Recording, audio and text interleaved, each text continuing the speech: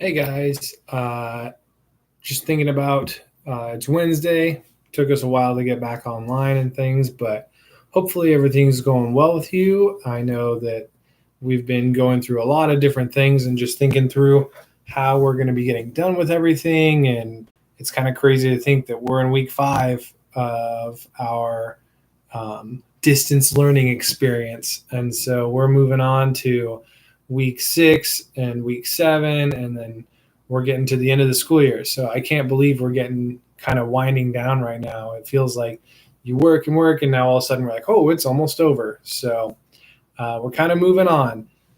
Just thinking about that, just looking at the way the end of our school year is going to be going. I know we were never very clear about the end date and what day we're done with educating and what day kids are on summer break and home for the summer, even though they're already home now. But originally, we were supposed to be done like June 3rd was supposed to be our last day of instruction. And so we're kind of planning on that being kind of where we're at, is that first week of June or last week of May, to be finished. But with that, I know a lot of people have been talking about if they are trying to return their Chromebook or library books or any other belongings that belong to the school district. And we've decided just to let that go until the fall, and we will be returning all library books and Chromebooks back to the school this in the fall. So when your students are in 4th grade, if you have a 6th grader, I'm not sure how that's working because they're going up to middle school, but the Chromebooks are checked out throughout the district. So as long as you're staying in the same district. If you are moving districts and moving away from Medford, then please try to let me know or let one of the people at the office know, so then we can try to get some of that stuff back before you guys take off. So because we're not collecting any of those things, your students will have their Chromebooks through the summer, and that provides an opportunity to kind of extend some of this learning. We know there's going to be gaps and holes because as hard as we try for the distance learning, it's never going to replace being in a classroom and having a chance to raise your hand and ask questions and share with your neighbors and stuff like that. So when we're doing our summer stuff, we are going to kind of put together like a list of things you could be working on and different practice things. We'll still have iReady lessons, extra math, and things like that available throughout the summer that students can be working on. But as far as our assignments go, we're planning on the last week of May and the beginning of June is when we're going to be done with that. So keep your ears and eyes open for what that looks like for 6th grade graduation and different things. I know that there are a lot of new plans kind of coming out, and they can change often. So just kind of be aware of that and be ready to figure out if there's anything going on that you don't know about. And I'll try to keep those up as much as possible. All right, so we've done 3 weeks of our fractions work in math. And with the fractions things, one big thing that we've noticed is that like a lot of our students over the 3 weeks, they've improved a lot. They've gotten much better at how to complete that work and stuff.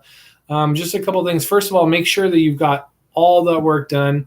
The fractions, especially the math stuff, it's not a bad idea to have the students like show you as parents what they've done, because there might be really easy fixes that you can kind of show them right away that are easier for them to see.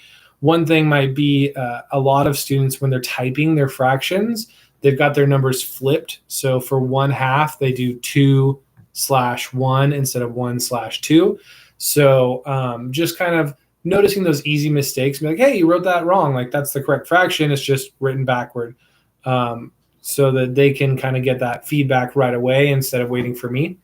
Speaking of feedback, I am writing messages. It's called a private comment on each assignment when they're turned in and stuff. So most of the time it's like, great job, awesome work. But there are times when I'm saying like, hey, you forgot to get some of this part done, or make sure you're capitalizing and things like that. So I would encourage you to have your student look back at the last week's work and see what the comments were so that they're ready to move on for the next week. Some students have been having some issues with the something going wrong with the assignment. And one beautiful thing about Google is like everything's saved. So undo is a pretty easy fix. There's also a way to there's a way to get stuff back, and I can fix those on my end pretty well. So if there's any issues, don't go through a whole big freak out. Please just contact me and I'll try to fix it for them as soon as possible. So students have unintentionally set an image as a background or deleted slides, and I can fix those really quick and easy. So just let me. It's an easy fix. It's not a big deal. Don't get frustrated. You didn't lose your work, and I can help you get those done, and so you don't have to redo things also. Also, kind of looking at our like parent updates and stuff, we were talking about not doing our Wednesday updates, and I think we're still going to continue doing updates, but we might be changing some of the times and stuff. It has been a little difficult to do the 6 o'clock one, and also the viewership right now has gone down, but I know you guys are watching these in the recordings later on. So if you get a chance to do that, that's not a problem. So I think we might start recording them and posting them so that you guys can see those. So I hope everyone is safe and happy. I heard it's supposed to be really nice this weekend, so try to enjoy some sunshine, and a very happy Mother's Day to all the moms out there.